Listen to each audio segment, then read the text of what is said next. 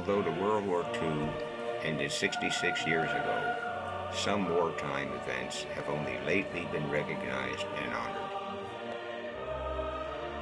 This is a story about some brave French teenagers and villagers who defied their occupying German authorities.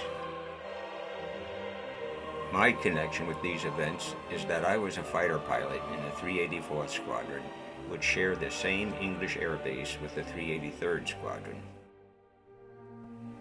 One day in August 1944, 8 P-51 Mustangs of the 383rd Squadron were sent on a search and destroy mission against the retreating German army in northern France. As they neared the town of Remy, they spotted a German train which was only partially camouflaged. While 4 P-51s flew cover at 10,000 feet, the second flight, consisting of flight leader Captain Glasgow, my cadet classmate, Lieutenant Laforge, Lieutenant Laha, and Lieutenant Braley, they swooped down to attack the train. On the third pass at the train, a humongous explosion erupted, obliterating the train and leaving a trench hundreds of yards long and tens of yards wide. The nearby train station was destroyed. Roofs were blown off houses and buildings in Remy, and windows for miles around were blown out. Sadly, the tail section of Lieutenant Braley's P-51 was sheared off by the explosion. His plane plowed through a grove of trees, smashed through a stone wall, coming to rest against a stone farmhouse. A young teenage girl and her brother found Lieutenant Braley's lifeless body, removed it from the burning wreckage, and hid him. He was secretly buried by the villagers in their cemetery with honor and respect, and daily they decorated his grave with flowers.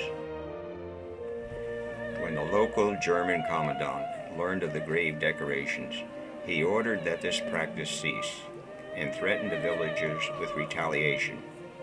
The following morning, the gravesite appeared with 3 times the usual amount of flowers. The Germans continued to remove the flowers, and each morning a new bouquet appeared. The German threat remained, although it was not executed. 50 years later, in 1994, when this story of this act of honor was presented to the veterans of the 364th Fighter Group, which consists of the 383rd, 384th, and 385th Squadrons, the veterans, in gratitude, initiated a campaign to restore the 7 stained glass windows of the village church, which were blown out in the explosion.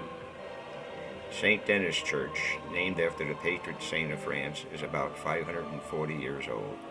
The 7 stained glass windows were early 19th century replacements of the originals destroyed in the French Revolution of 1792.